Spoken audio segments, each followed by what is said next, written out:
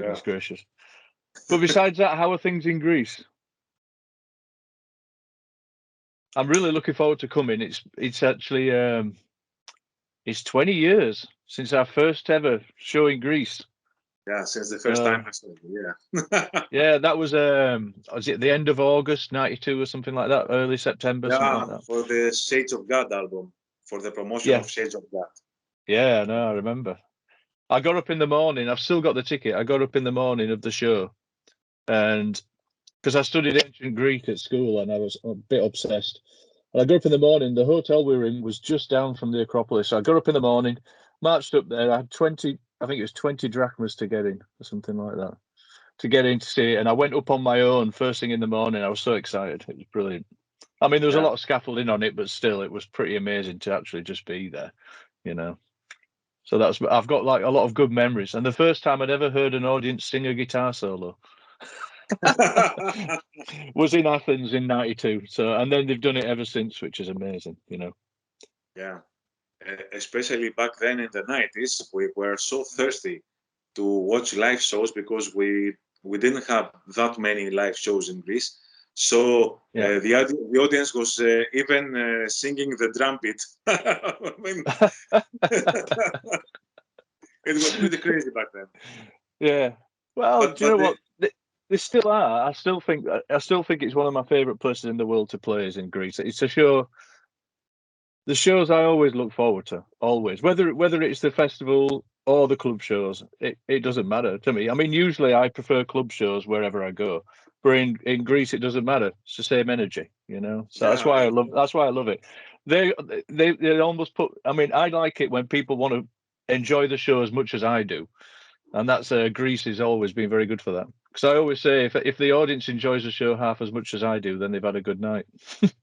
Yeah, and even though much of the crowd is still the same 20 years than with 20 years ago. Yeah, we're getting old together. I like 40s. that though. I like that. And sometimes we get grandkids along as well, which is quite interesting from people who came to the early shows as well. So that's always lovely to see. So let's start because this interview is going to be, as I told the guys, we will talk about the show, but I would like to speak about Icon. Oh, cool, yeah. The story behind Icon, but let's begin with the Greek shows. Have you realized that this is the 20th tour for which you are visiting Greece, and you have played 31 shows in Greece? Wow, is it that many? I know we. Well, the thing is, it's since that first time coming in 1992, it's always been somewhere that we've all really looked forward to. So we've always come back. You've always made us very welcome, and you've been, you know, the same passion for our music we have. So it's but 31. Well, that's great, awesome. I wish it was more even. Yeah. But you have come, I think you haven't As long as you're not getting bored. As long as you're not getting bored, that's okay. Yeah, this means from the time that you keep coming, this means that Greek audience loves you. Because if that didn't happen, then no promoter would bring you here. It's simple as that. It's simple as that. Right. That's lovely. Good to hear. Yeah, and I'm just glad you're not bored of us already. No, but no, I'm really looking forward to the show. Obviously, with the last couple of years, it's been quite nice to get back into playing live. You know, you do get a bit lost because after doing it it's next week. It's our 34th birthday as well. After doing it for so long, then literally having it completely cut off has been horrible, really.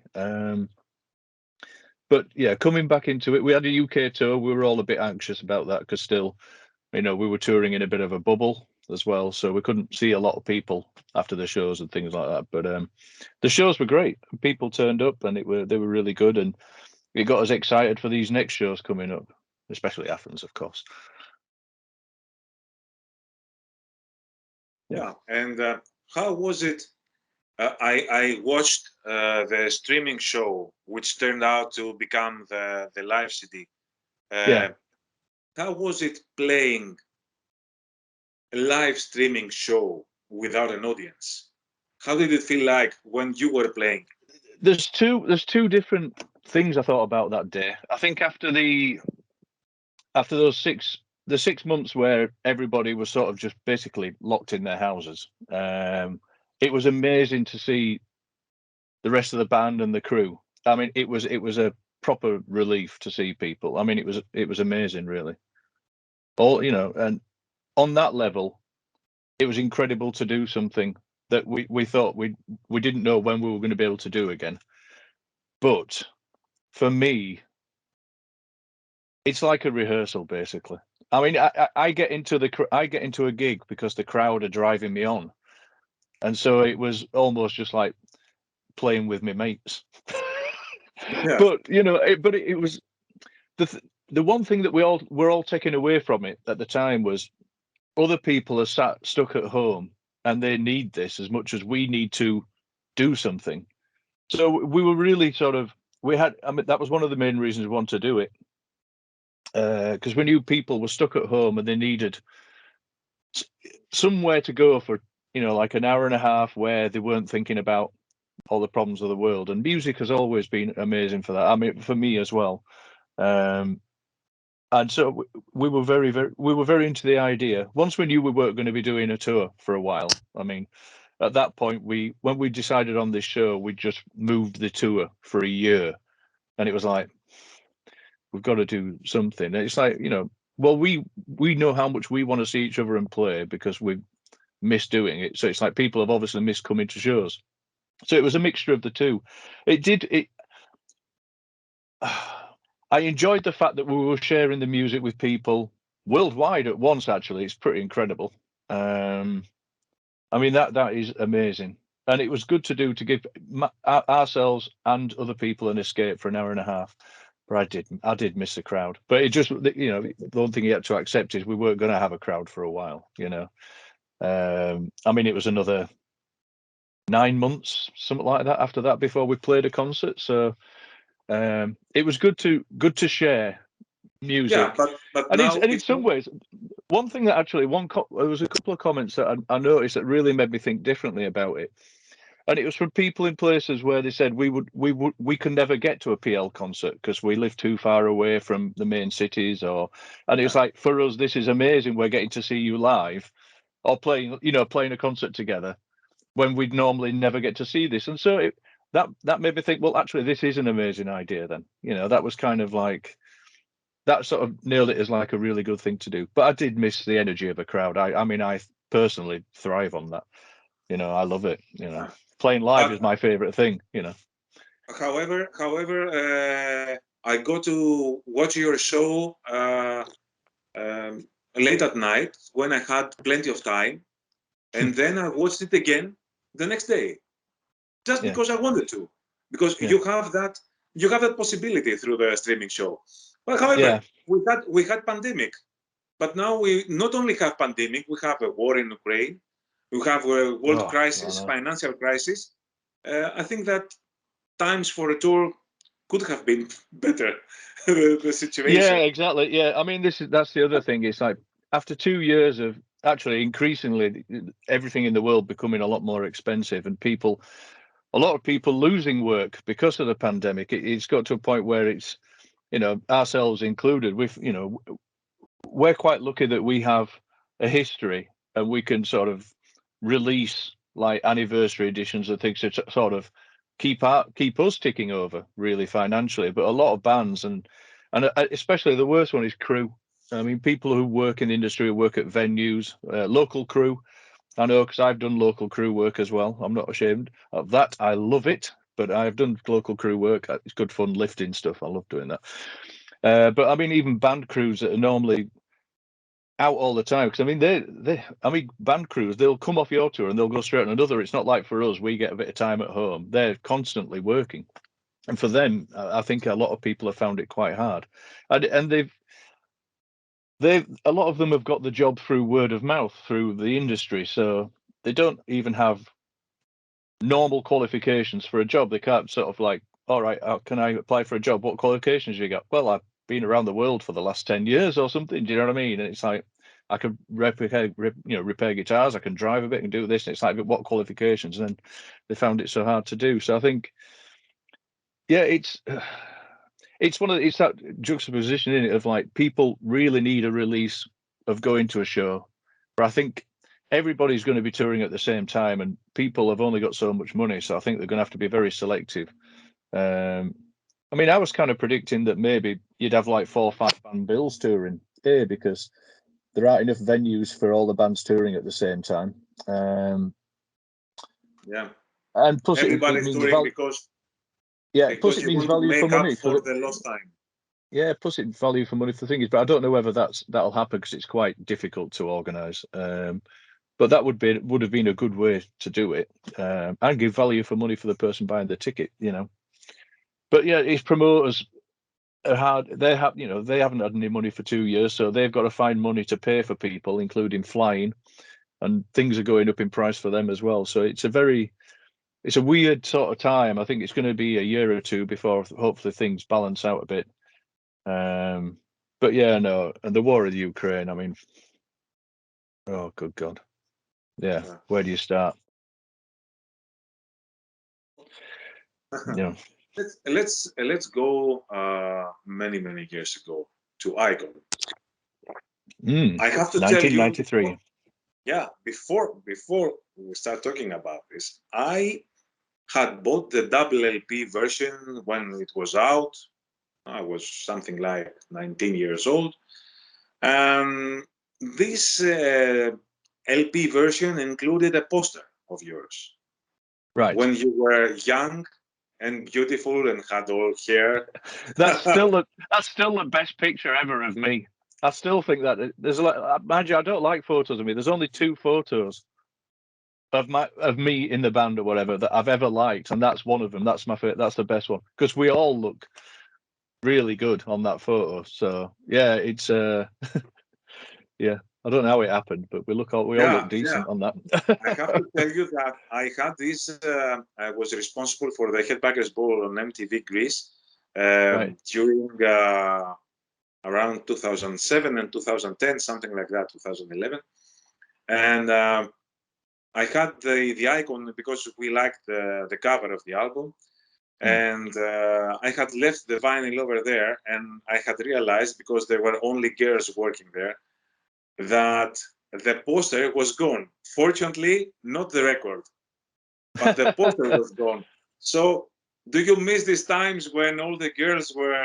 Do you know what? The weird thing is, PL has never been a band that girls like. I never felt that way anyway, because I mean, we just felt like the most of the 90s were just blokes with long hair going, oh, and then headbanging, and that was it really. So I don't know. We never really. That's the other weird thing, is because we're always being a bit weird about photos, because we've always said we're musicians, not models. Plus, none of us are that gorgeous. So I mean, it is what it is. That's like I say, we just got super lucky with that photo. I think right time for all of us, and we all look pretty good in that photo. So yeah, that's one of 2 photos of me out of 34 years that I like.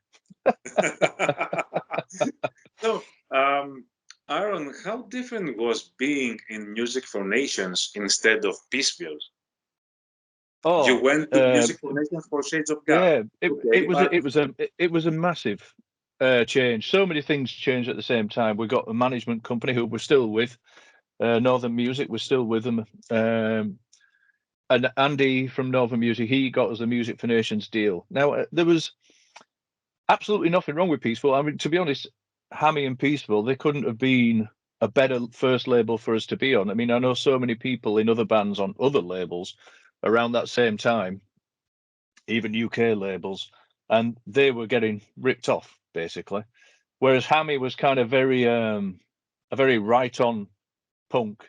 And he was like, everybody had to be paid fairly, everything had to be fair. And yeah, we were really lucky, because Hammy was such a cool guy, and his ethics were very good, and his morals, the way he ran his company, were very good.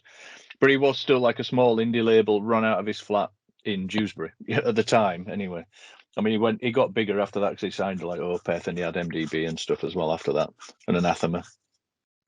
And going to Music for Nations, where it was like it was a big operation where, and all of a sudden we had a producer for the album, which was Simon Efemey, who was like legend, absolute legend, and probably I couldn't have imagined anyone better to do our first few albums with a producer than Simon Efemey. He was personally, for me, he was great. Gave me a lot of self-belief because I've always been very insecure with playing and stuff like that, and Simon gave me a lot of self-belief, and he made us sound cool, which was also really good. But the whole organization at Music for Nations, a lot of them are still friends. I mean, I've just been talking with Liam today, who looked after us at Music for Nations. He actually introduced me to my wife. I've been married for 20 years now, so there's got a lot of good friends still are from Music for Nations. You know, a few of them have sadly passed away. But yeah, no, they were so, I don't know, they were kind of like Peaceville, but with more muscle in a way. They were like, they had the money to back up going, all right, we want you to do this, right, let's do it. And they 100% believed in us. We were, you know, they were the sort of label we got, you know, very fair royalty rates. We didn't assign mental record deals where we're signing our lives away or anything. And they were really, really good with us. And any ideas they had or we had, they ran with it. They were very supportive. And they were never like, okay, can we hear the album first? That's one thing that we've been very lucky over the years. We've been trusted by every record label. EMI probably weren't as happy about that, but I mean, the complete trust. It was like, yep, go away, write an album. Here's the money. Here's book the studio, and then we just give it them when it's done. And they were very, very good that way. You know, I mean, sadly, I mean, EMI. I remember when we gave them Host. I mean, they went, oh, we expected something heavier. Whereas a lot of people think EMI directed us that way. It wasn't. We wanted to do that at the time. So, yeah, I think they were expecting something else. But do you know what? Music for Nations, incredible label. So good for us. And they gave us a lot of belief that they really wanted to build you. I mean, back in those days, there was still a culture of a record label having an act and then wanting to build it. It's all right, we've got like a 3-album plan or a 4-album plan. Whereas now, if the first album doesn't do well, you're potentially dropped before any building, you know. So it's quite difficult for new bands, I think, a lot of time. Unless there's an indie label who believes in, then it's good. But I mean, like Lee Dorian's label Rise Above, he's always been very good with his artists like that, and he's a good friend of mine. So, but I like his ethos with things as well. But Music for Nations, I wouldn't change anything about them. They were incredible.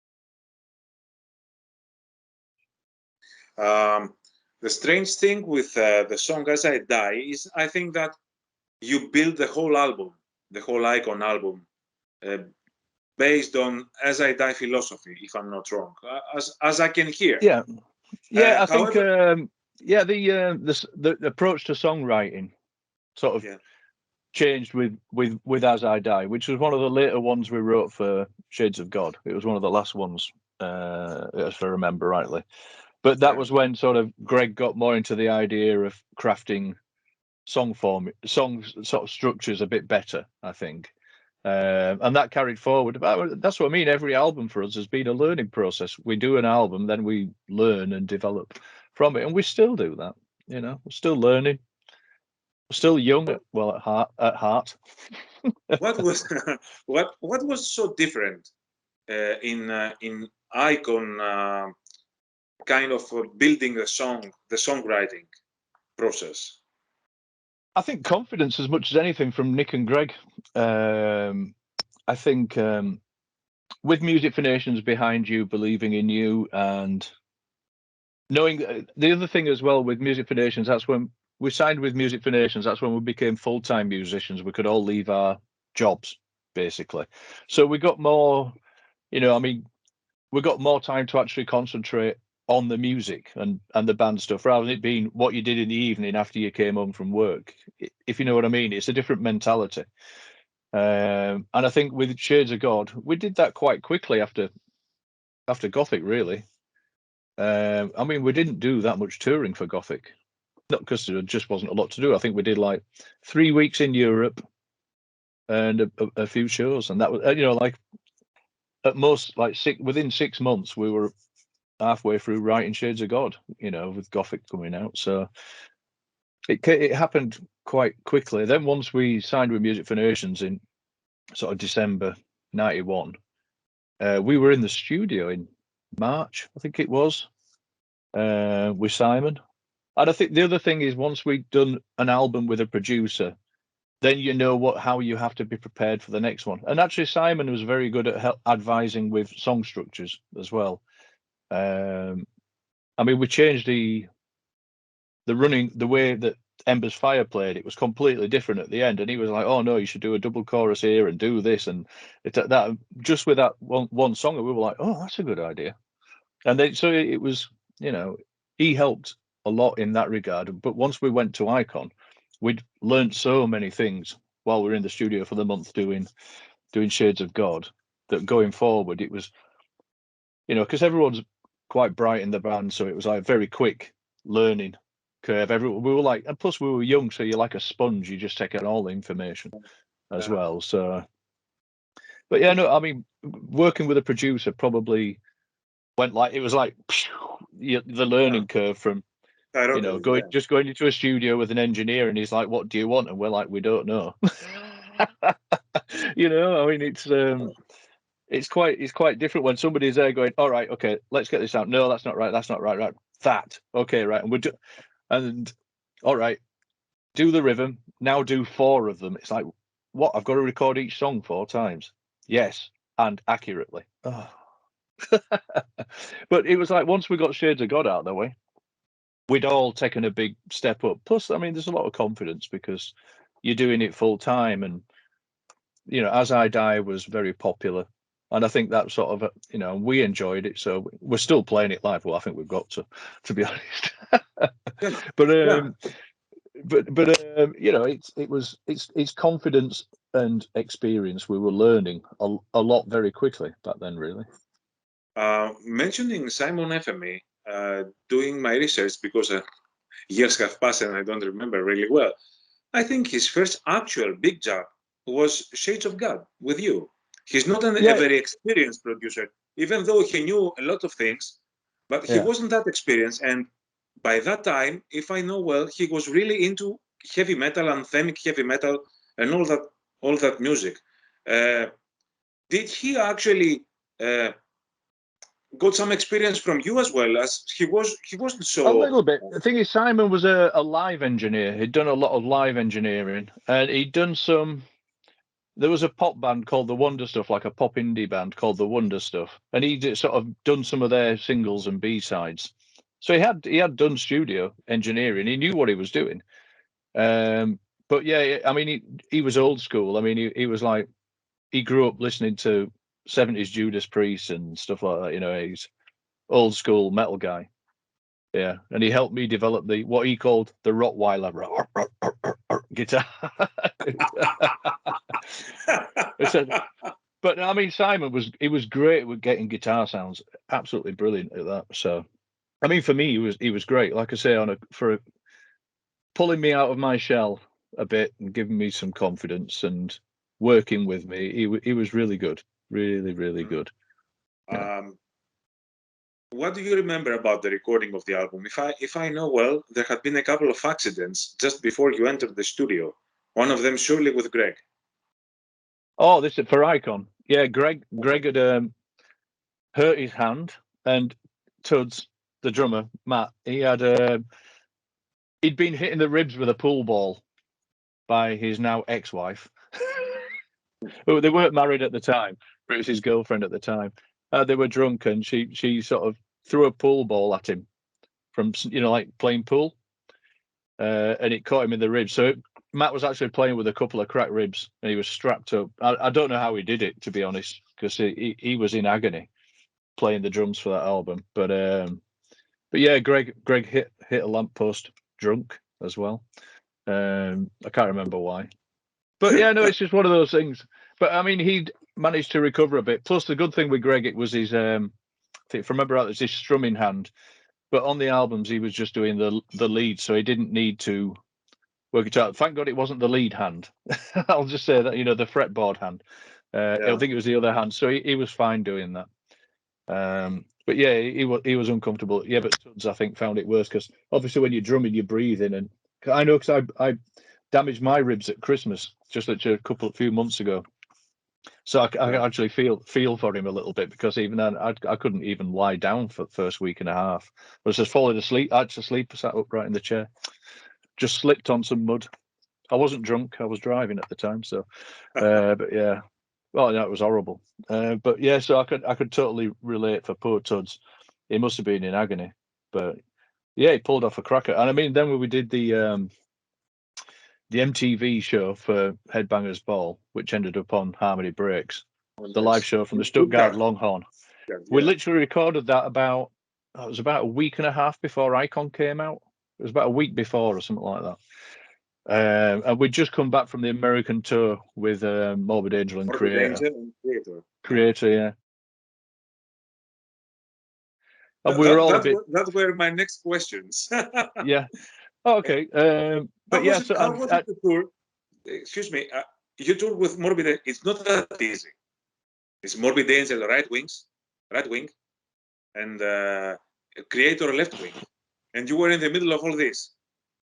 How was it touring with the? Do you know what? There were some odd times on that tour. I'll just say that much. I'm not going into doing stories, but there was a couple of points where there was a difference of opinion between a couple of bands. I'll say that much. But I mean, I've seen David Vincent recently, and I mean, the weird thing was, the first thing he came up to me, he said, "Hey, sorry, I was a bit of a dick on that tour." That's like, I said, "Mate, it's nearly 30 years ago." And it's fine. He goes, "Yeah, I know," but I mean, he's.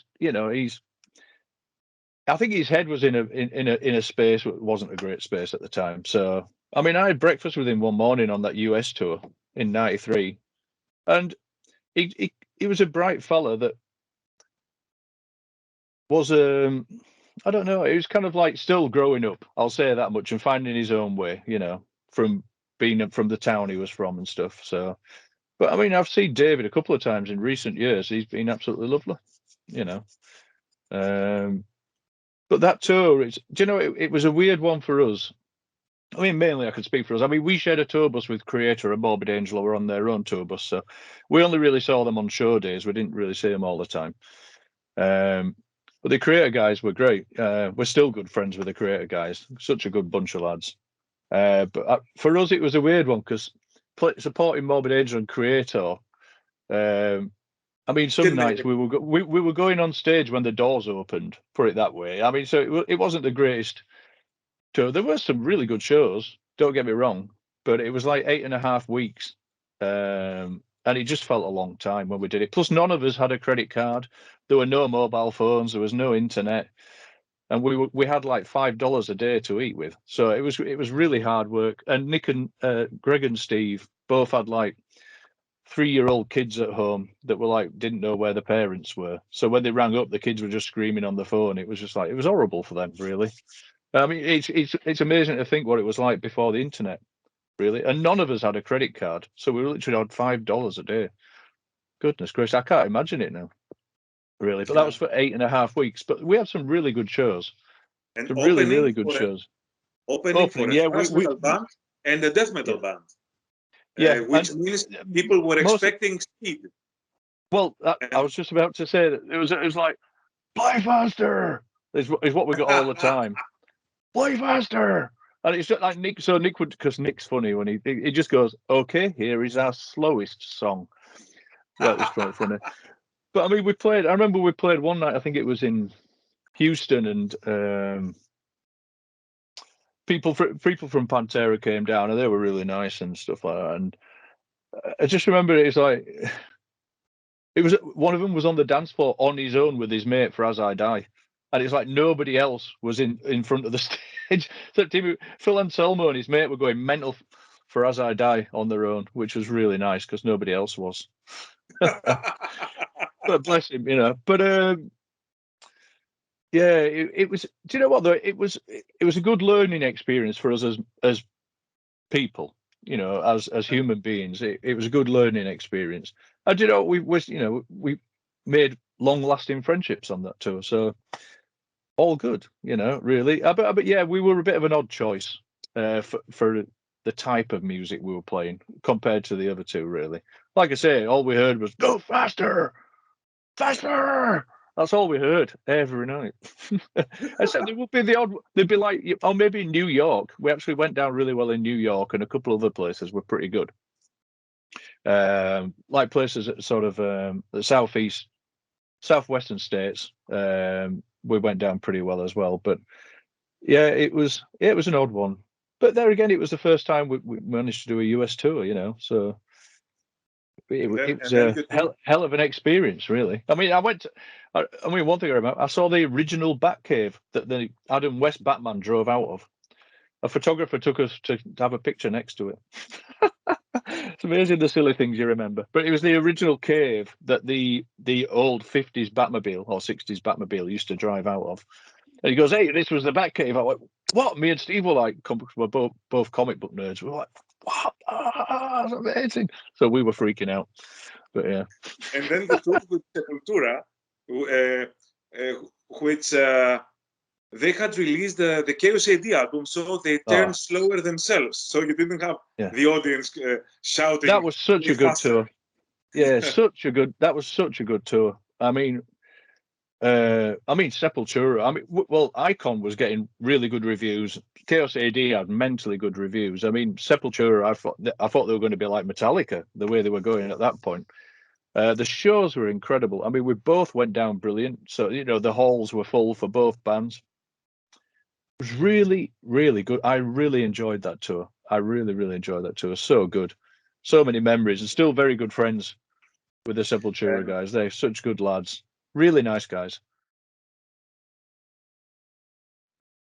And you shot 3 videos for that album. But the one I would like to talk about is the Widow video, for which you were thrown tons of water. Yeah, I was the guy who had to test that out as well, because nobody else would. Nick got wet on the net as well, but up on the platform, it was actually a fire engine that was shooting us with water. It was like a fire hose from a fire engine. And it was like, okay, we don't know how much water pressure to use. It's like, somebody go up and test it. And so everyone looked around the band, and of course it was me again. It was like, I'll do it, bloody hell. I always do it. I was the one that was strung up as well. I was hung up as well for something else as well. Anyway, but yeah, so I got up on the platform. I was still not allowed to wear a shirt in a video back then. So I had my guitar on this platform. It was about, I think, 3 meters up, 3.5 meters up, something like quite high anyway. And I'm a little bit scared of heights. But they said, "Okay, action." They put the water on. I nearly flew straight off the back of the platform. It was so powerful. I was like, stop. Good grief. But yeah, that was you just got like a fireman like that with a fire hose spraying you, and you sort of got a headbang for like 5 minutes. But yeah, it was good fun actually. I thought that's one of my favorite videos. I thought that turned out really, really well. Yeah, I mean, the last time was a slightly bigger budget, but I think the video for Widow is a better video, I think. You paid more for the water. Yeah. Well, you know what? It's like there was another bit where there's like a pair of feet hanging. That's me as well, because nobody else would get hung up. And it was funny because Jem Howard, who was working at the Music for Nations at the time, he was at the video shoot. And they were like, I was hung up. I was basically like this, hung up. By my hands, like tied together, basically. And then I was strung up for about, not that far. I was about 8 feet off the floor. And then it was like, okay, roll wind, action. And it was like, Jem's going, you're not going to be able to see the wind blowing on his feet. Because it was just like my legs, or my feet, sorry, hanging down. And they said, you're not going to see the wind blowing his feet. What on earth are they doing? It was just like, it was pretty funny. But yeah, I got sort of strung up for that as well, because nobody else wanted to do it. Yeah, you were the stuntman of the band. Well, yeah, I suppose so. I had to do the in the enemy video as well. I had to fall into a puddle, which was quite funny. The mud. The puddle We of still mud. giggle. We still giggle at that because when I went into the water, everyone just heard all they could hear was like me breathing out with my head in the water. It was just like from bubbling. Then it was like cut again. It's like, oh god, great. Oh, no, It's like to again. fall. Yeah, so it's like, but yeah, the enemy video is one of the most, at the time, weird to shoot, but one of the most fun videos we've ever had. We've got more stories from that video than probably any other, I think. It's good fun. Well, the True Belief has got quite a few stories, but. How difficult was it to fire Matt Archer after so many years in the band together? Do you know what it was? Matt was like he was actually getting to the point where he let me think. Best way to put it is like Matt played drums. He liked playing drums, but Matt played drums with his mates rather than wanting to be a professional drummer, if you know what I mean. He was like playing with his mates rather than, and it got to a point where Matt was finding the stress of it quite difficult, especially when we were doing the sort of festivals for Icon. There were some big festivals, anyway, and he just made a tiny error in a drum fill, which most drummers would be like, "Oh, sorry," got on with it. But it really hit him hard, and he was like quite upset because he was like, he felt, because everyone else was sort of, working hard on improving, and Matt was like kind of missing home as well, I think, as well as because we were starting to go away from home a lot around Icon, and then it got worse with Draconian Times on 1 second, mainly with Drac Times though. But I think a whole number of things, and it just came to a point where it was, we both kind of knew that something needed to change, really. And it's a shame because he's still one of my best friends. He sat behind me at school when I was 11 years old. But yeah. Then you decided to you had some auditions. Is it true that Lee Morris, when he auditioned, he was wearing an Napalm Death T-shirt and told you a lie that you had greetings from Mark Barney? Barney says hi. Barney says hi. That's what he said. And that's his actor as well. I'm going to see Lee Morris in a couple of weeks. He's Magnum are playing down the road from me in London. So Lee's been playing with Magnum for a few years now. So he's a good lad. But yeah, no, it'd be good to see him. Plus, I do like old Magnum, from when I was a kid. I really love the early Magnum stuff. So yeah, it'd be quite good to see him and hang out. Hopefully, I'll get a chance to hang out. I don't know if they might be touring in a bubble as well. Because obviously Tony and Bob are quite old now. They're really nice guys, though. Such nice. I met them years ago. We were both doing interviews for Total Rock. I met them years ago, and they were absolutely lovely. But I mean, Tony and Bob are probably late 60s now, maybe 70. So I mean, they'll probably be touring in a bubble. So hopefully, they won't get anything. So I don't know if I'll get a chance to see Lee, but I hope I do. He's always a great laugh when I see him. So, but yeah, it'd be good to see him. But yeah, Lee joined, and Jeff Singer also auditioned. That was my next question. He also, but he didn't play then. He played in a later stage. Yeah, because it's one of the hardest decisions the band's ever had to make between Lee and Jeff, because they were both incredible. I mean, we were so lucky that two amazing drummers like that. I mean, slightly different styles, but and Jeff hates it when I say this, but we literally tossed a coin. Lee. Jeff hates that, but I mean, it's Jeff. I love playing with Jeff. Jeff is such an incredible drummer. He's got a real in the pocket groove about him that as a rhythm player, he's just great to play with. I love playing with Jeff. And he's such a funny bloke as well. He came to the Manchester show the other week. He's always a good laugh. But yeah, good fun. We've been very lucky to have some incredible drummers, to be honest. We've been very lucky with that. yeah. But Waltteri is just like it's like a child prodigy or something. He's not as young as he was, but he's still half my age nearly. But he's just an incredible drummer. He's more mature than the rest of us as well, which is quite good. Yeah, and drummer means being the machine of the band, and it's nice to be younger than everybody else, so that he keeps the machine rolling. Yeah, he's great, you know, and he's doing Bloodbath as well now. So I mean, he's incredible talent. Is Waltteri unbelievable? Just so dedicated to his to his art, and he's the nicest guy in the world as well. Absolutely, total sweetheart, a real lovely, good fella. And it's funny hearing a Finnish man talking with a Yorkshire accent, which is even funnier. He does it all the time. He's really good. He's like, oh, for fuck's sake. He's really good, funny. He's a good lad.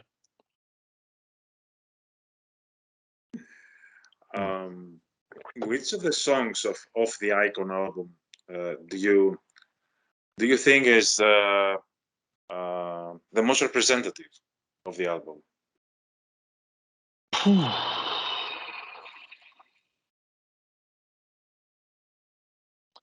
Do you know what? That is a really difficult question. Very difficult.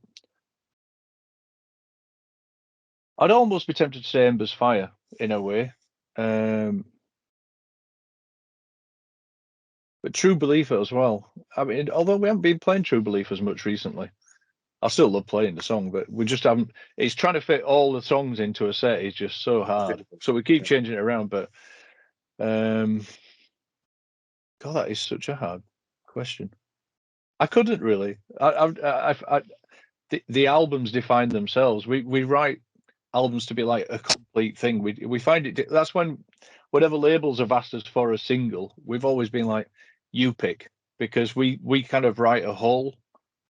The album is like a complete thing for us. It's not, you know, we usually get the record companies to pick singles because we're kind of like we some songs obviously sound like they're going to be like, all right, well that was probably going to be that one, like Ghosts off the new one, you know, or Last Time off Track Times, you know, or Say Just Words off 1 Second. You know, there's certain songs that automatically think, oh well, that's going to be a video potentially. But usually because we think of the album as a whole, we don't like to pick individual ones out. That's why, I mean, the one thing that we're always really into is the running order. It's got to have like a ebb and flow through it, you know. Never been in one of these people who just like preload the album with all the first 3 songs are the best ones, so people think, oh, this album's amazing, and buy it when they've only listened to the first 3 songs. We kind of like it to be like a more of a emotional journey, you know. So we kind of really concentrate.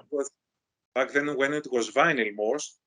Oh yeah, I mean, we still think end of side 1, start of side 2. But now again, vinyl's back. You can do, but I mean, but we've always thought like that because, you know, I mean, classic. I mean, albums like Ride the Lightning is very good for that kind of thing. You know, the way it laid it out. And but yeah, we even when vinyl wasn't a thing anymore, we still kind of felt like the vinyl running order was quite important, really.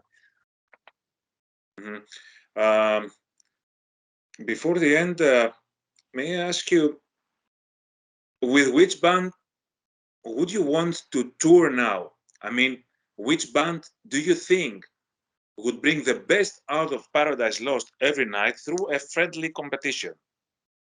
I mean, you're playing, having a band that you had to surpass every night to bring the best out of you. Yeah. Do you know what? Actually, there's hardly been any bands over the years that we've played with that we haven't got on with. We've always ended up firm friends. God, there's so many bands we've shared buses with and had a really good laugh. God. Any band that you haven't played with? I'm trying to think. We've played with nearly every Finnish band. I think there's only a couple of Finnish bands we haven't played. Do you know what? It's that's a really tough one. The only one that's coming straight to my mind at the moment is because I saw we're playing some dates with them in America, like the Samuel they're good friends, and I always have a good laugh with the Samael guys. So it'd be quite nice to see them. Trying to think. I mean, we used to love touring with Cathedral when they were going, because they were like best mates. The Napalm Death guys, again, absolutely lovely. But we've known them forever. Carcass, the same. Carcass are really good fun. Actually, that'd be quite a good one to do. Yeah. Because I mean, even though we're not quite the same, we probably have some crossover in the audience. Plus, we're all really good friends. It was nice. Jeff Walker came to the Manchester show as well, so it was nice to hang out with Jeff. God, I mean, I've known Jeff for over 30 years, you know, so 33 years or something. I've known Jeff Walker, and like Lee Dorian, same. First met Lee in 1989 or something like that.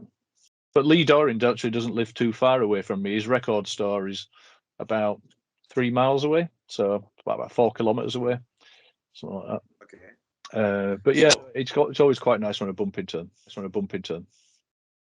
It's okay. Before the end, can you tell me a radio ID for a Rock Hard Radio show? Something like, hey, this is Aaron Aedy, and you're listening to the Rock Hard Radio show.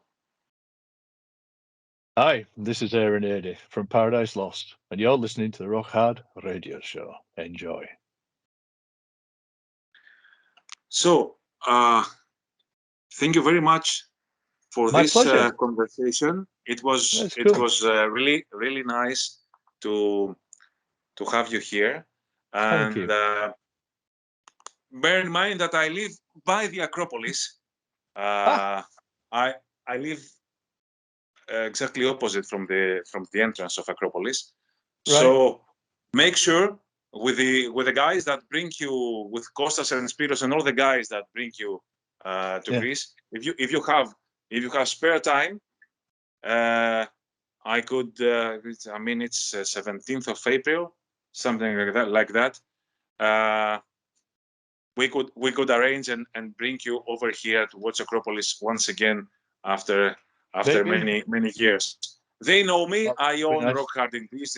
We work closely for more than 20 years or something. Yeah. I mean, we've got an old, but we're still the same guys in the business.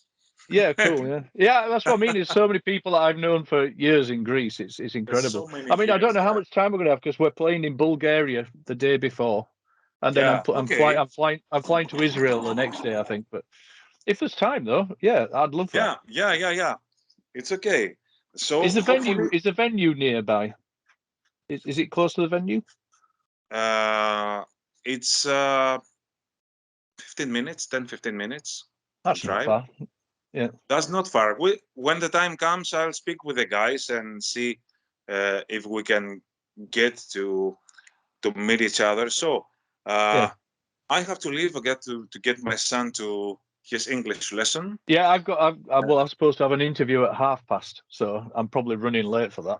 Oh, sorry for that. Didn't know that we had time restriction. Yeah, I haven't got the time on my phone. While I'm doing the phone call, doing the Skype, I can't see the time, so I've got no idea what time it is. Oh no! Sorry. Just say to the other guy that